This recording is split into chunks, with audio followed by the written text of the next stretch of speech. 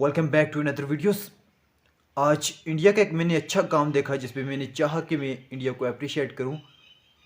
India ने जो help की है तुर्की की, उस पे मैं इंडिया को अप्रिशिएट करता हूं, क्योंकि तुर्की ने हमेशा पाकिस्तान का साथ दिया है और इंडिया के नज़दीक पाकिस्तान इंडिया का सबसे बड़ा दुश्मन है। लेकिन ऐसा नहीं है, इंडियन ऐसा सोचते हैं, लेकिन पाकिस्तानियों की नज़र में ऐसा नहीं है।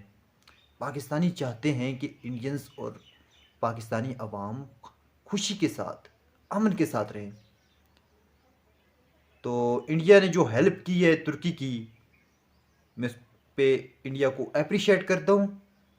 बहुत अच्छा काम किया इंडिया ने। हालांकि तुर्की ने हमेशा पाकिस्तान का साथ दिया है और हर महाज पे दिया है, चाहे वो मसला कश्मीर पे हो, चाहे किसी और मुद्दे पे हो। हमेशा तुर्की ने पाकिस्तान का साथ दिया है।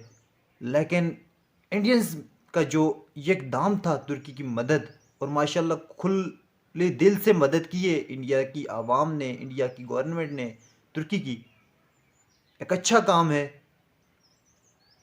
मेरे एक छोटी सी गुजारिश है इंडियन गवर्नमेंट से, अगर आप पाकिस्तान के साथ भी इसी तरह अमन के साथ रहे तो कितना अच्छा होगा।